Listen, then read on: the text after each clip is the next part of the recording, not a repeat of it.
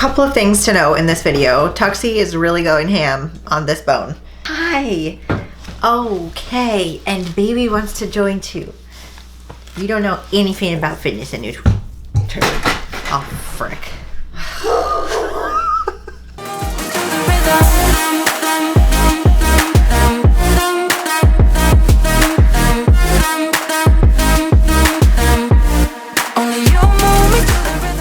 So today's video, I wanted to talk about 5 things that most people overcomplicate when it comes to fitness and nutrition. If I am lisping in this video, I'm sorry, you're gonna have to get used to it for the next 3 months until I get used to my freaking Invisalign. Talk a little bit weird right now, so just.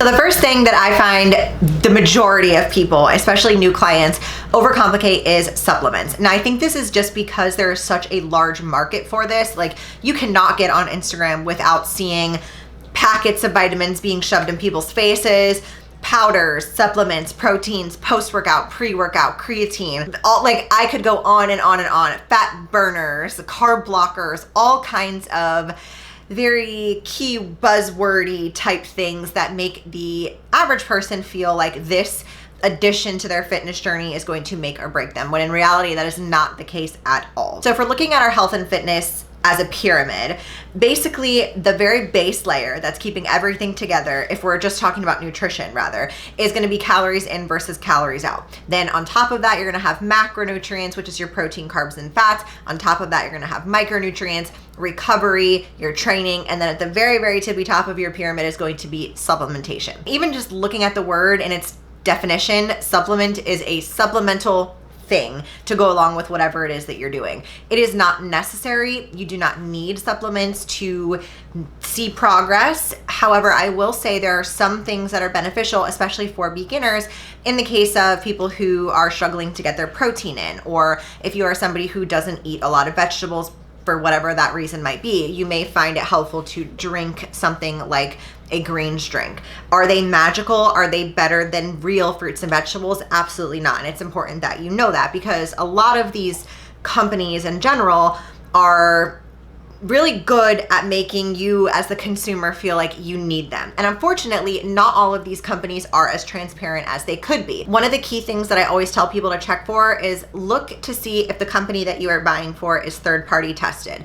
A lot of times, these really popular Instagram brands in particular are really not that great quality. If you actually look at the ingredients, if you look at the cost per serving, it's just so overhyped because like your favorite Instagram person is selling it or whatever. It's coming from me, who is also an Instagram person, okay? And I obviously have supplements that I like and I take, but they're not the end all be all. You don't need them. You need to focus on high quality, nutrient dense food, resting and recovering your body appropriately per the amount of training that you're doing, and time and consistency and longevity. Those are going to trump your supplements any day of the week. So do not get caught up in trying to figure out the best protein to take. Do you need creatine? Do you need this? Do you need that? 9 times out of 10, the answer is going to be no. Can it help in some cases? Absolutely. Just like everything, there's always going to be that exception to the rule. And honestly, like protein in particular, that's just like the most common one that I take.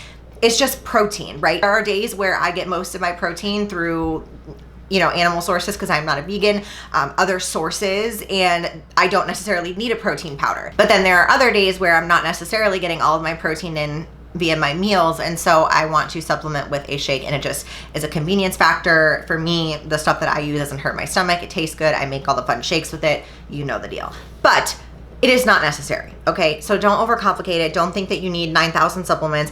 Do not get sucked in to the certain people and brands of the world who try to get you to buy, a $300 starter kit for your fitness journey. You don't need it, promise. Number 2 kind of piggybacks off of number 1, but it is very, very common, especially for beginners or people who struggle with patience. A lot of people overcomplicate their fitness routines. I see this kind of happening one of 2 ways usually. The first is starting a program, like a very specific on-track program, but thinking that it's not good enough or they're not seeing enough results because they're not doing X, Y, and Z, or, you know, they're not seeing certain results that they're expecting to see from this program. And so they do this program for like a week to 2 weeks, and then they stop and they jump to another program. And they don't like that one, they don't see enough results, they stop and they go to another program. All fitness programs, to an extent, are going to give you some type of results, right? So if you have the proper intensity and the proper length of time on a program, you can absolutely see results on just about anything. Of course, this is going to be geared more towards if you are a beginner. The more advanced that you are, you definitely want to tailor your programs to your specific needs. But just speaking on like beginners for this specific example, you don't need anything super fancy, okay? You definitely want to just stick to one thing and see it through to the end of the program before you decide that it's not giving you the results. So that's one side. And the other side is the people who kind of cherry pick their programs. So they're all over the place in terms of like what they're doing for the day, and they just make up random stuff, and they don't have a certain program to follow. So they're just random. This is hard because you don't have data to track, you don't have a program to follow, and it can definitely lead to the feeling of not making enough progress because you don't really have anything to track. Of course, I'm always going to recommend following a program, but with that being said, I know I'm going to get the question of like, well, which program is the best? And the answer is that there is no right answer. It's gonna be whatever is best for you, what you enjoy doing, what you can stick to, what you are able to do consistently, and that you can do for the long term. The programs that are like, build your booty in 8 weeks. Is it gonna target your glute muscles? Probably. Are you gonna see significant glute gains in 8 weeks? No. So try to stay away from very salesy, like, seems too good to be true type of templates, because chances are they are. So speaking of templates, number 3 is going to be overcomplicating your food and recipes in general. I see this obviously when it comes to people who are trying to cut weight more so. Well, actually, I guess I kind of see it both ways. I get a lot of clients who ask me about what are the best foods to build muscle? What are the best foods to cut weight? The best to do this, the best to do that. X does not always equal Y. It is my favorite saying to tell clients. My clients honestly probably hate that I say that so often, but it is really true. The truth is that there really is no one best whatever for whatever. Losing fat, gaining muscle, anything.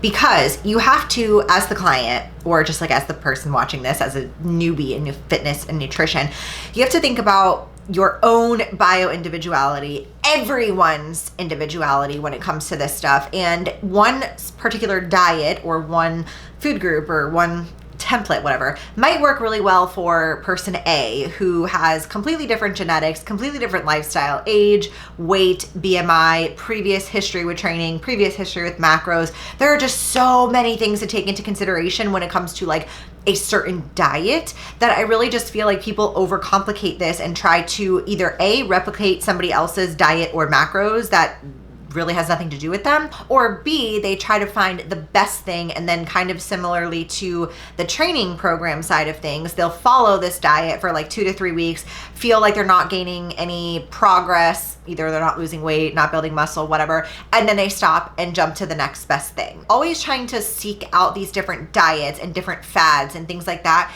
is never going to be sustainable. So if we're just trying to break it down and make it simple, whole quality foods, eat what makes you feel good. You don't need to cut out gigantic food groups of things. There's no certain food that is going to make you fat. There is no certain food that is going to build muscle.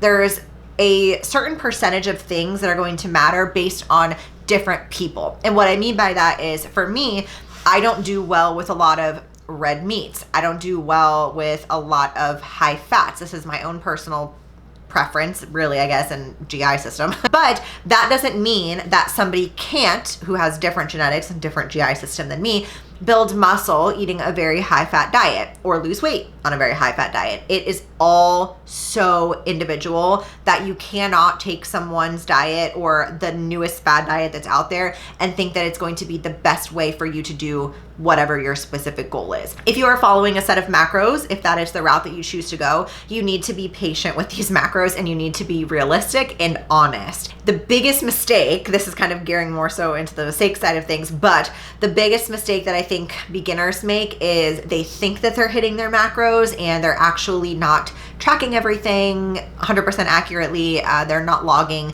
bites of things, sauces, this, that, and the other, and they're not really getting a full understanding of what they are truly taking in calorically, and then they think that their macros aren't working. In reality, they're not actually hitting the macros that they have said, their coach has said, whatever, and so they're trying to cut more and they're trying to do the next thing. And we need to just hit the pause, be realistic, be honest, and be patient. It is literally the most annoying piece of advice I know, but it is so true. Number 4 is metrics. This is something that I feel so many people overcomplicate, or maybe overcomplicate isn't always the best word, but like over obsess, over focus, hyper focus. This can look like feeling like you did not feel accomplished if you didn't hit a specific amount of steps.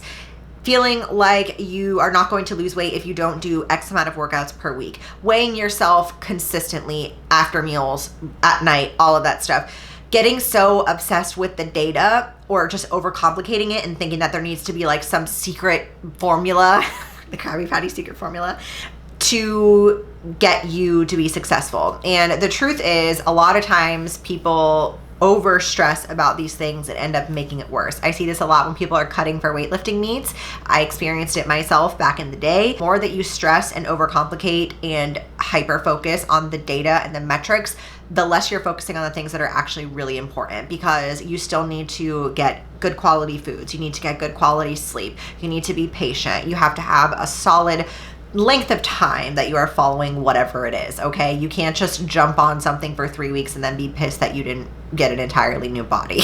These metrics, while they can be helpful in terms of tracking your progress, they can definitely push people down a slippery slope. Lastly, I say this with a loving heart, and being a nutrition coach for 6 years, I absolutely love what I do and I wouldn't change it for the world. But sometimes people overcomplicate coaching. This can be whether it's with me, with Black Iron, with anybody else. Like, I'm not saying this at all in a negative light. I'm just saying that sometimes people think that by hiring a coach, it automatically means that they're going to reach their goal. And I know I speak for many other coaches, can only do so much. I can give you the tools to succeed. I want to teach you. I want you to be successful on your own. I want you to eventually feel like you don't need a nutrition coach, but there is nothing that I am going to do from my side of the screen, if you will, that's going to change your pattern of behavior. Because I can give you the motivation, and you can get motivation from anywhere, the internet, yourself, a goal you have, somebody else, whatever. But motivation doesn't equal discipline. So motivation is just like the idea or the thought that you want to do something. But the discipline is what's going to actually get you from point A to point B. I can't give you the discipline. I can tell you to have the discipline, but that's not really me being a good coach. I'm supposed to provide you with the tools so that you feel you can be disciplined with me in the beginning, but then ultimately by yourself in the end. That is what I think most people struggle with coaching, that they just think if they hire a coach and they give them a set of macros, that all of a sudden it's just going to be like, boom, all of their habits are changing. And now because they have this coach, they're going to see these significant body composition changes. And unfortunately, that's not the case. I hope that makes sense, and don't overcomplicate things. Remember, it actually is very simple. You don't need the fanciest things to get results. You don't need waist trainers and booty bands and glute programs and carb blasters and all this other crap, skinny teas, detoxes, whatever. You don't need it, okay? You just need the basics. Stop overcomplicating it. Stop stressing out. Take a chill pill. Remember that this is a long freaking journey. I don't care if you're trying to build muscle for the first time, lose weight for the first time, stop tracking, start tracking, whatever. It is always going to be a journey. You're never just going to be able to start something and be successful at it. You have to work at it, and you got to be realistic. And unfortunately, the diet industry is not always realistic, sadly. So I'm here to help you with that. So let me know if you have any other questions for me. As always, I appreciate it so much when you like the video and hit that subscribe button so you never miss Monday and Thursday with Manders. And that is all I have for you in this video. I hope it helped in some way. I love you guys so much, and I'll see you in my next one.